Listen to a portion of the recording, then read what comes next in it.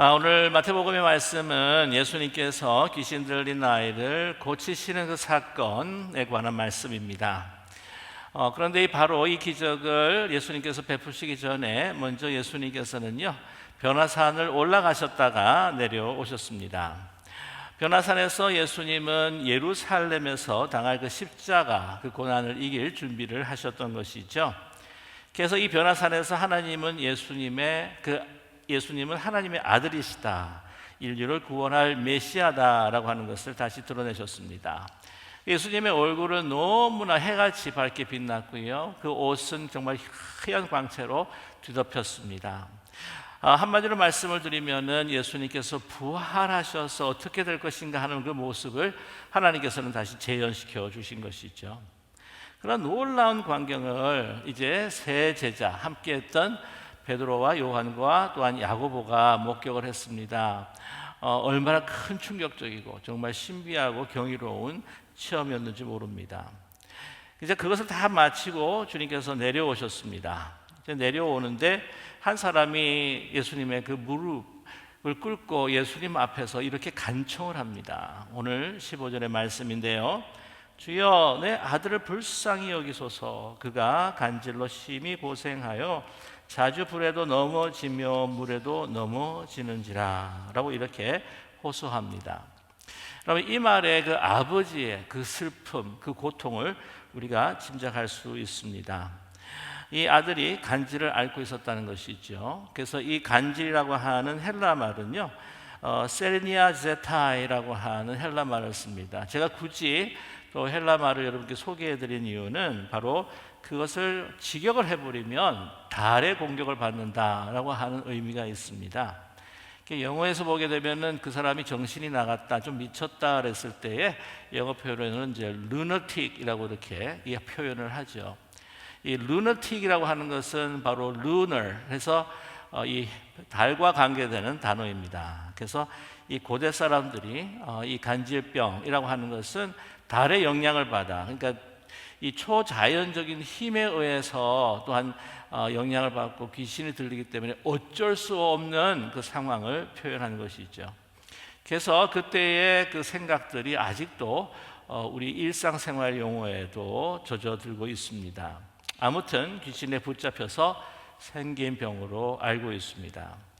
자신의 몸을 컨트롤할 수가 없죠. 그래서 물에도 넘어지고 불에도 막 더 넘어지고 하니까 이러한 정말 그 목숨의 위험이 되는 곳에 그게 노출이 되어 있는 상황입니다.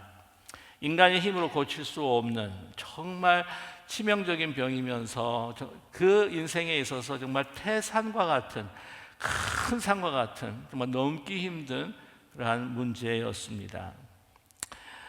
그러한 자식을 가지고 있는 그 부모의 마음은 정말 찢어질 듯 아팠을 겁니다. 병든 자식을 바라보는 그 부모의 마음은 나의 어떤 잘못으로 저렇게 내 아이가 되지 않았는가라고 하는 자책감, 그리고 자신을 그렇게 심하게 자학할 수도 있었을 것입니다. 그 인생은 너무나 피폐했겠죠. 그러나 한 줄기의 빛이 비쳤습니다. 왜냐하면 이 병을 고칠 수 있는 분, 예수님에 대한 소문을 들었기 때문입니다. 마지막 희망을 가지고 아들을 들쳐업고 주님 앞으로 달려갑니다. 그래서 이 예수님의 일행이 있는 곳으로 그 소식을 듣고 그곳 찾아갔는데 불행하게도 그곳에는 예수님이 계시지 않으셨습니다. 물어보았습니다. 제자들이 이야기합니다. 세 제자와 함께 지금 산에 올라가셨습니다 라고 들었습니다. 그러나 희망을 걸고 제자들에게 요청했을 겁니다. 예수님은 지금 계시진 않지만 그러나 당신들이 예수님의 제자가 아닙니까? 어떻게 제 아이를 고칠 수 있지 않을까요? 라고 요청할 수 있었을 것입니다. 그 딱한 사정을 보면서 뭔가를 좀 해보고 싶은 또 제자들의 마음이 있었겠지요. 그리고 사실 이 제자들은 이 전에 귀신을 쫓아내는 그러한 그 경험이 있었습니다. 예수님께 파송을 받아서 전도 여행을 다녔을 때에 예수님의 이름으로 이 귀신들을 쫓아내는 그런 권세를 부여를 받은 적이 있습니다. 그래서 그들을 쫓아냈습니다. 그들도 너무나 놀랐습니다. 나사렛 예수의 이름으로 명하노니 정말 이 귀신아 나갈지어다, 떠나라, 이 아이에서 썩 물러갈지어다 라고 한다면 이것이 워킹을 할 것이다 라고 그나마 생각했던 것이죠. 여러분, 이것을 한마디로 말하면 이제 축사라고 합니다. 예수님의 이름으로 이 귀신을 쫓아내는 것, 이 직격 기도라고 그래가지고는 이것이 축사라고 이렇게 얘기합니다. 근데 이 축사라고 하는 데가 또 쓰여지는 곳이 있다면, 예수님께서 오병이어의 기적을 일으키실 때에 그 오병이어를 가지고 하나님 앞에 축사하셨다라는 기록이 있죠. 그건 뭐냐면 하나님 앞에 감사하고 축복했다는 의미입니다. 그런데 이 발음이 같긴 해요. 아무튼 그래서 그들이 이 축사에 대한 능력을 체험해 본 적이 있습니다. 우리 해봤다는 것이죠. 그리고 해봤기 때문에 요즘 젊은 사람들의 표현하면 정말 느낌을 안다는 겁니다. 어떤 것인지를.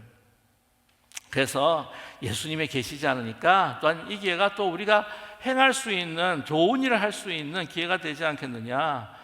예수님을 그렇게 바라보던 사람들이 또 역시 예수님의 제자들은 너무나도 훌륭하고 위대하다라고 하는 소리를 들을 수 있지 않겠느냐. 이것이 기회다 생각했을 것입니다. 그래서 우리가 해보자 나섰을 터인데, 이 세 사람, 베드로, 야고보, 요한, 다음에 서열이라고 한다면 그 다음 서열은 안드레입니다. 그럼 안드레가 나섰던 것이죠.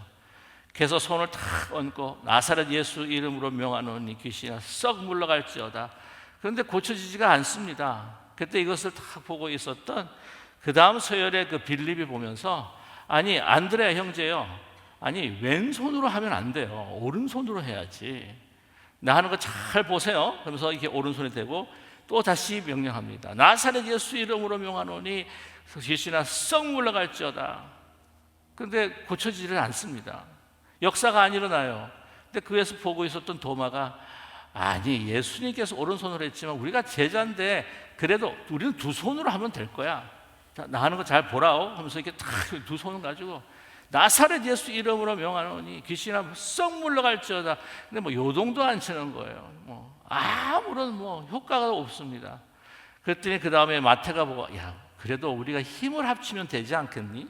그러면서 다 손 얹으세요. 손 얹으세요. 우리 하나 둘 셋 할 때 같이 합니다. 하나 둘 셋. 나사렛 예수 이름으로 목청을 막 높여가지고 이름으로 정말 이 크게 한꺼번에 이제 소리를 갖다가 지르면은 막 귀신도 너무 놀라가지고 자빠질 것 같아가지고 그런 막 분위기로 막 나사렛 예수 이름으로 명하는 이 귀신아 썩 물러갈지어다. 오늘 말씀의 결과를 보게 되면은 고쳐지질 않습니다. 물러가지를 않습니다. 그래서 얼마나 그들도 실망했는지 모르고 더 실망한 사람은 다름 아니라 이 아버지였던 것이죠.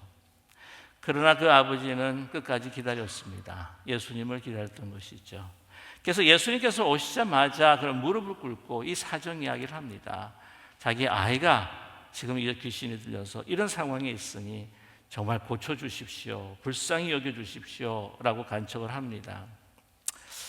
여러분, 제자들 예수님 계시지 않았지만은 자기 스스로 할 수 있었을 것 같다고 생각을 했습니다. 나중에 이제 묻습니다. 예수님에게 왜 우리들은 할 수가 없었습니까? 그때 예수님께서 정확한 답을 주시지요.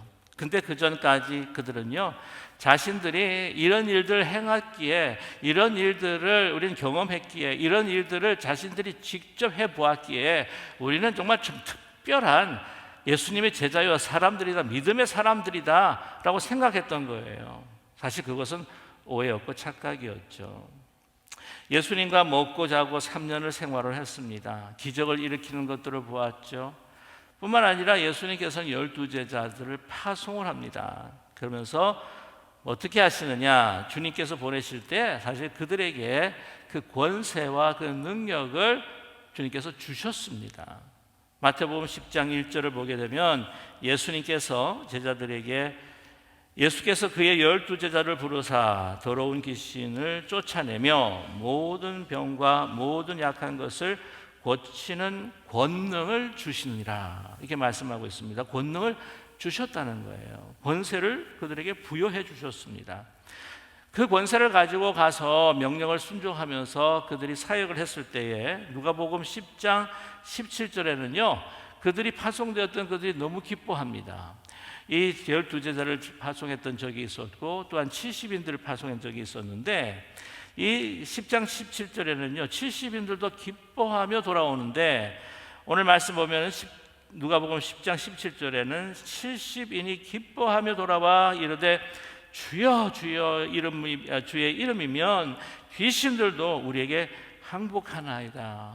그렇게 그들은 지금 감탄에 맞지 않았습니다. 나았다는 것이죠. 자기들이 경험했다는 것이죠. 자기들이 직접 행했다는 것이죠. 그 역사가 일어났다는 겁니다. 근데 여기서 우리가 주의해야 될 것이 무엇이냐면 무릇 지난날의 그 경험이 오늘의 삶에도 나의 믿음의 삶에도 그대로 적용이 될 거라고는 생각하지 않아야 된다는 것입니다. 자칫 잘못하면 자기의 경험이 실력이 되고 자기의 능력이 자기의 존재가 되고 자기의 그 믿음의 수준이라고 생각할 때에 그건 큰 착오입니다. 예수님의 이름으로 명령을 행해서 그것이 일어났다. 그러나 예수님께서 주시지 않으시면 그건 우리는 행할 수가 없다는 것을 우리에게 말씀해 주고 있습니다. 예수님께서 변화산상으로 올라가실 때에 이들에게 이러한 귀신 쫓는 그 권능을 주지 않으셨습니다.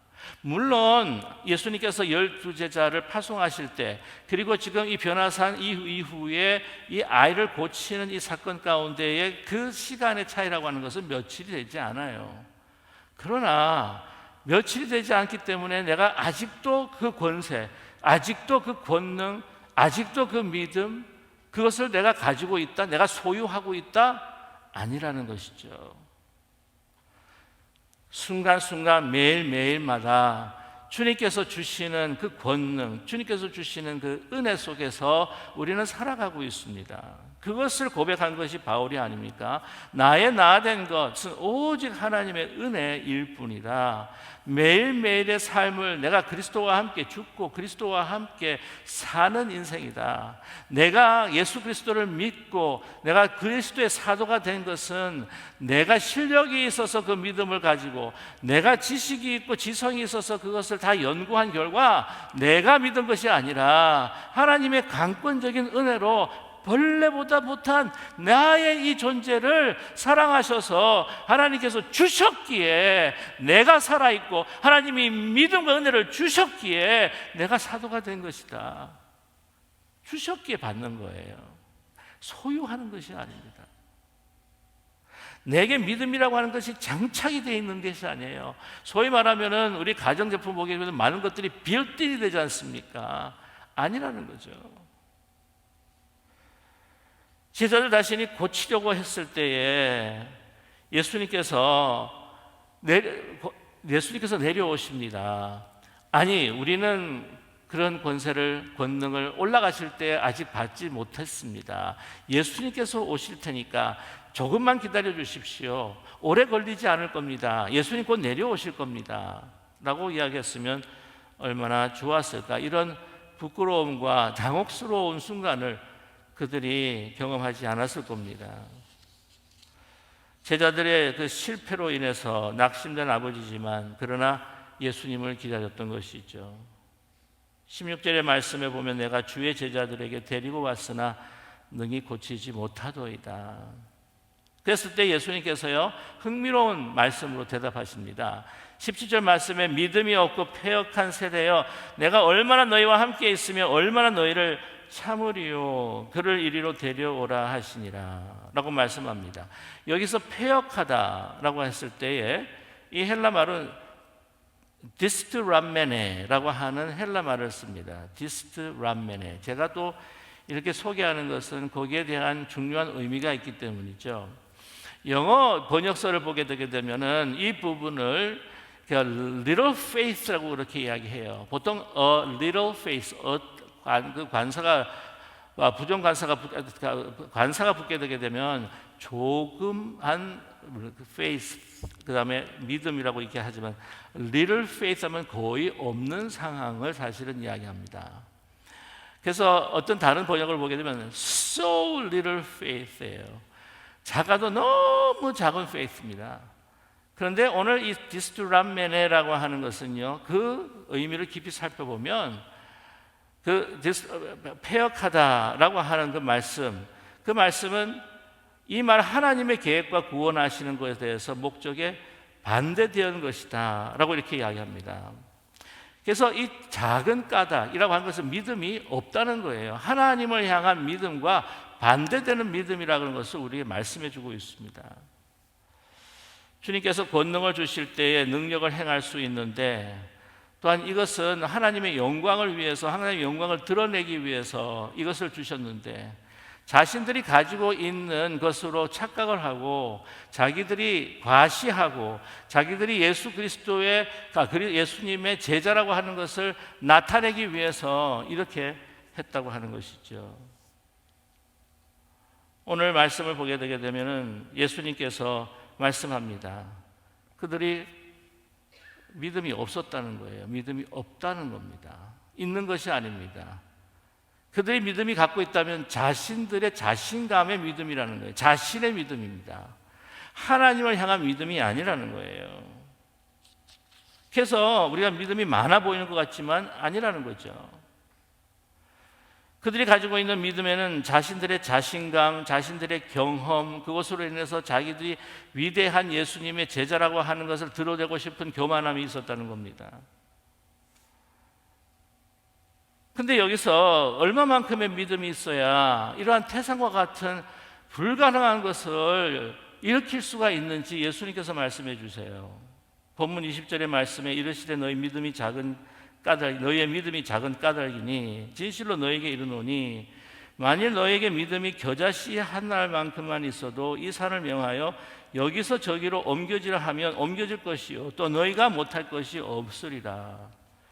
자, 이 태산과 같은 불가능한 이러한 이 사건과 이 문제 앞에 섰을 때에 그러면 이것을 옮길 수 있다면, 이것을 하나님의 역사를 일으키려면 얼마만큼의 믿음이 필요하냐. 예수님께서 얘기하실 때 이 믿음 없는 너희들아, 그래도 겨자씨만한 믿음 가지고 있으면 역사가 일어난다는 거예요.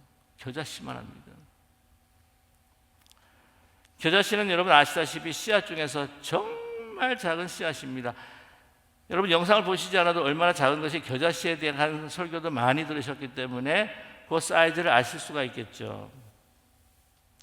자, 우리는 생각을 합니다. 인생의 많은 문제들. 그런데 태산과 같은 정말 감당할 수 없는 그 문제가 있을 때 우리에게 태산과 같은 믿음이 필요하지 않겠는가?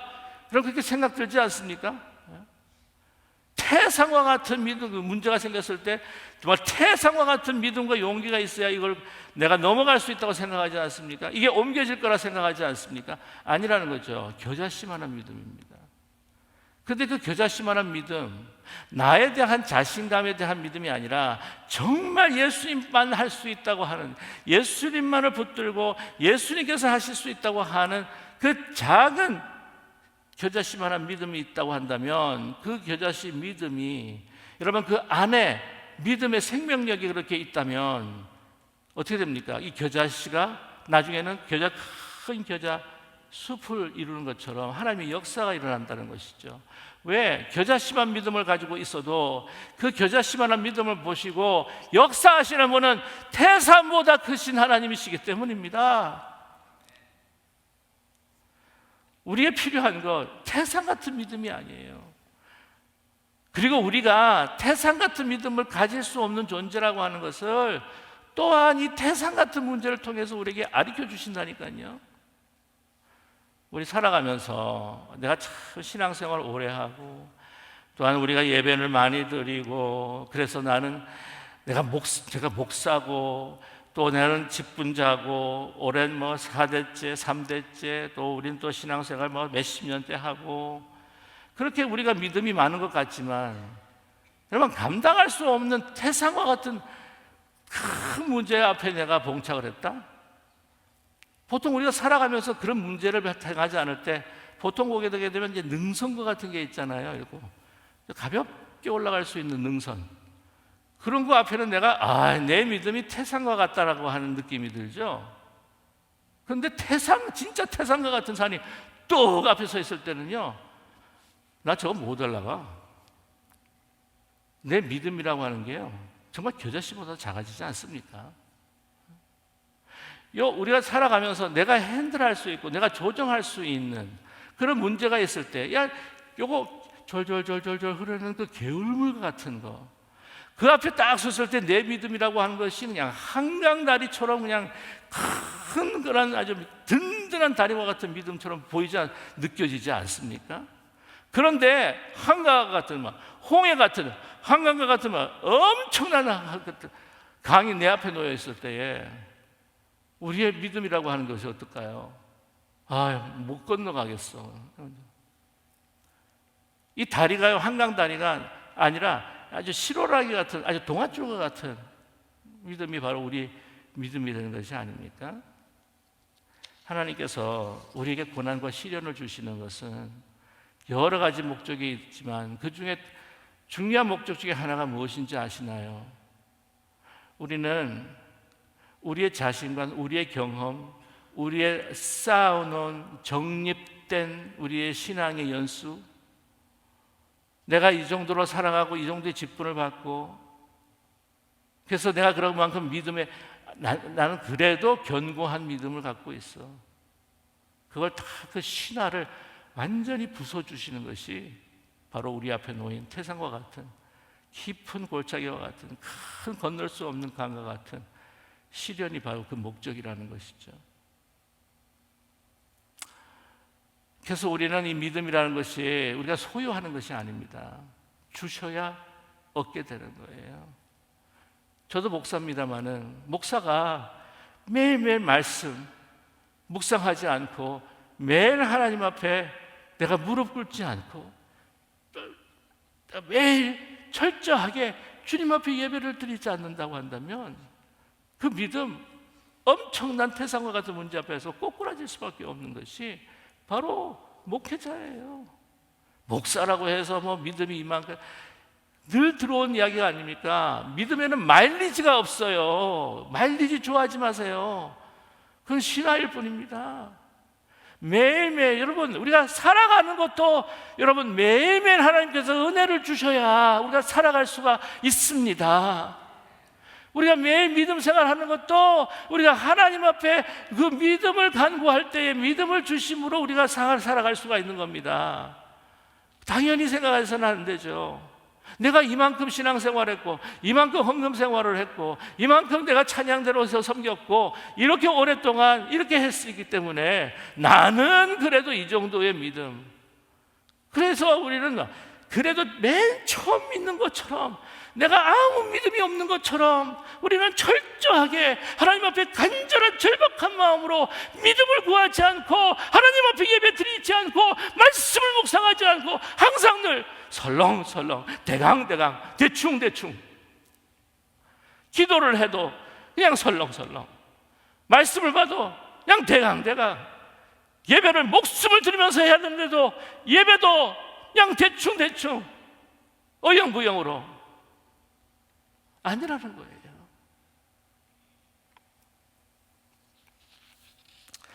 저는 요즘에도 참 저 자신이 어떤 때는 하나님 앞에 섰을 때 참 두려울 때가 많아요. 뭐냐면 제가 너무나도 존경했었던 믿음의 영웅들이 있었어요.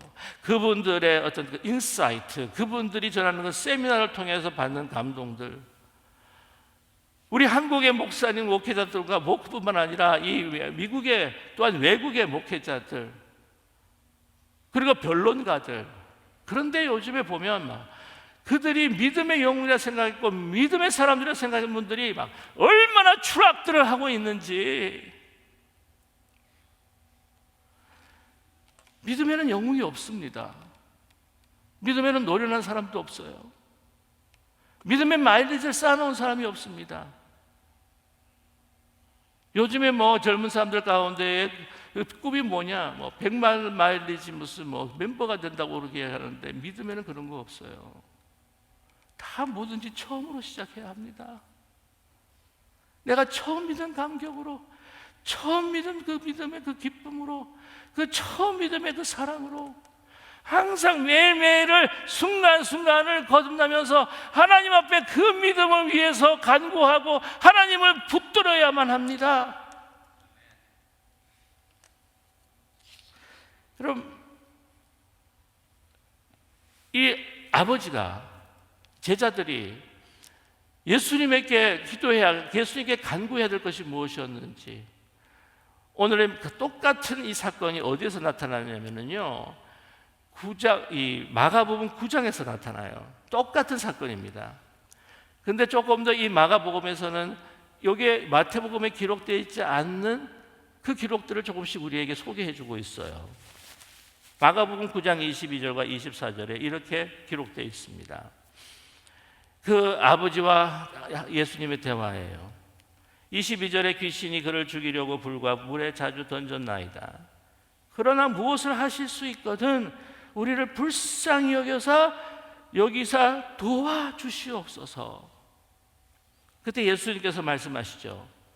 예수께서 이르시되 할 수 있거든이 무슨 말이냐? 믿는 자에게는 능히 하지 못할 일이 없느니라 하시니, 무슨 말입니까? 내 앞에 있는 큰 태산도, 높여 있는 홍해와 같은 큰 바다도 그것을 열게 하시고 무너지게 하시고 옮길 수 있다라고 말씀하십니다. 자, 그때에 그 아버지가 뭐라고 기도하고 있습니까? 간구합니까? 24절이죠.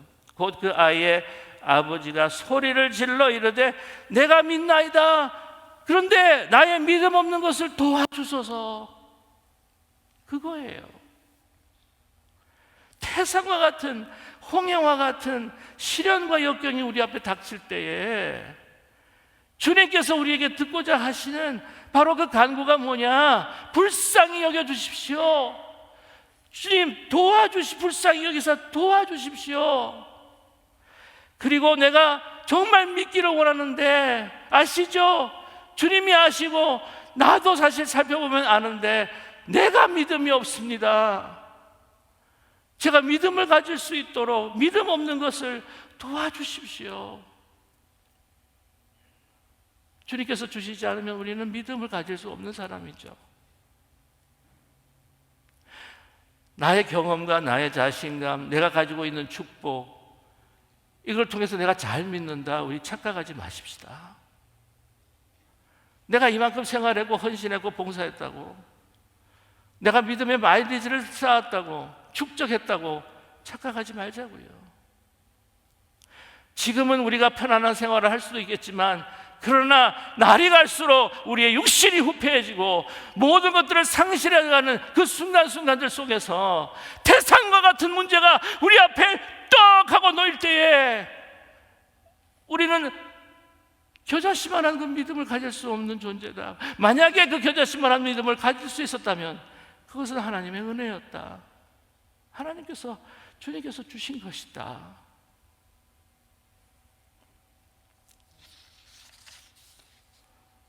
저희 아버는 예배 자리에 나왔습니다.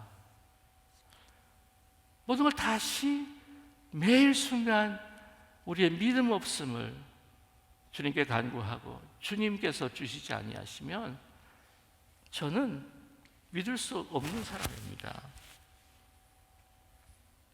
주님께서 은혜로 인도해 주시지 않으면 저는 한 발자국도 살아갈 수 없는 존재입니다. 저와 여러분, 내일 하루를 살아가는 것이 내가 건강하기 때문에, 내가 강건하기 때문에, 많은 것들이 나를 보호해 주기 때문에 우리가 생각할 경우가 있지 않습니까? 아니에요. 믿음도, 은혜도, 사랑도, 우리는 가질 수 없는 것들을 하나님께서 다 주셨습니다. 우리가 매일매일 주님 앞에 간구하며 우리의 모습을 내려놓고, 그리고 아무리 큰 태산이 우리 앞에 놓인다 할지라도 절망하지 마세요. 실망하지 마세요. 낙심하지 마세요. 우리에게 필요한 것은 엄청난 태산과 같은 믿음이 아닙니다. 내 입술로 내 믿음이 없는 걸 도와주십시오 라고 하는 겨자씨만한 믿음이라도 그것을 통해 하나님께서는 역사해 주실 것입니다. 기도하겠습니다.